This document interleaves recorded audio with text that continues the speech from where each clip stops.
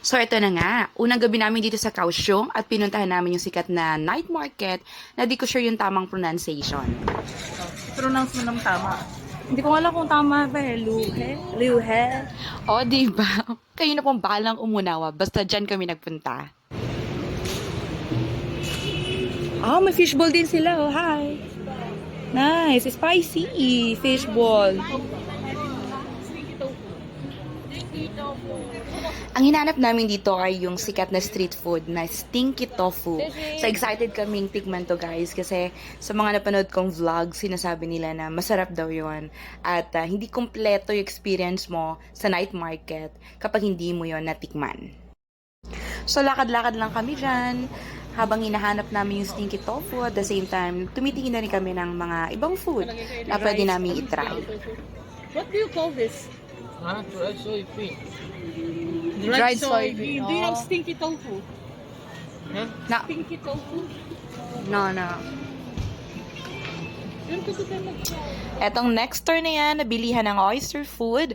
Diyan na kami finally nag-stay. At na-curious kami kung anong lasa nito kasi mukhang masarap.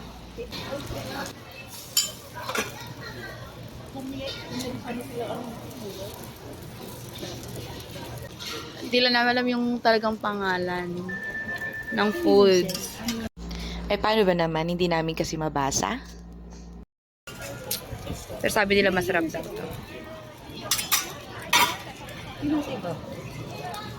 Gulay? No, yung ano. Oo nga, hindi ko. Oyster. Ay, hindi. Oyster.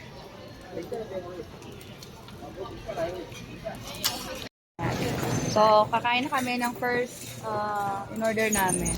So, yan. So, bumuli lang kami ng isa. Maghahati-hati na lang kami kasi titikman lang naman namin siya. Malaki pa lang. Sarap. Nice. Okay naman. So, mukha naman akong nag-enjoy dyan sa una naming pagkain na tinikman. So, nakatry na tayo isang food na hindi namin alam yung pangalan. Parang oyster something. So, yung stinky tofu na hinahanap natin. Ayan na yata. Let's go. Sa wakas, ayun, nakita na rin namin ang stinky tofu. This is really famous. Very spicy or little spicy? Yes, Just a little spicy. spicy. Little spicy. Yes. Ayan, so for 80 Taiwan dollar, medyo marami na rin yung serving ng stinky tofu nila. So medyo naamoy ko na nga siya. 妹妹， Ano kayong 那 lasa? 个越南的是都要吗？都要。对。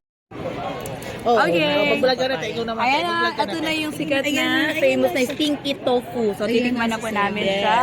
And the papaya milk. Sige, tingnan natin yung reaction. Tingnan natin yung mga reaction nila. Titikman mo na pa, Sora. Okay. This is the famous papaya milk. Yung totoo lang. Wow. Tastes It's really papaya. Okay. Ito. Sige, tama niya. Bigat. Grabe kayo yung gusto talaga. Ayan. Okay, this is it. The moment of truth. Hindi naman stinky.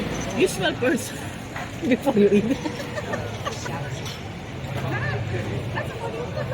Oh my God. Ay, grabe. Pabaho nga, to be honest. Ayan. So, Sobra, parang pag kinain mo na, nasubukan ka mo na, parang doon mo siya nilalasan talaga. sa bumaba talaga. Stinky tofu talaga siya. Oh my gosh. Paano Ayaw to na. gagawin ko? Ako mauubos. So, yun na nga, guys. Malakas pala ang lasa talaga ng stinky tofu. So, kapag nasa bibig mo na siya, doon mo siya maaamoy, doon mo na siya malalasahan.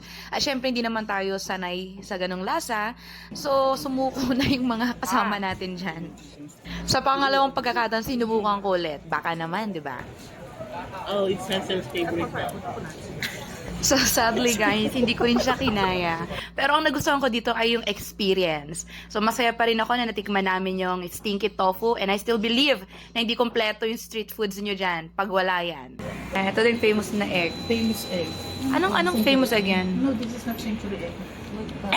This is the egg when you want to go to house mats. Ito nang huli naming kinain at dito nagtatapos ang aming Liuhe Market Adventure. Yahoo!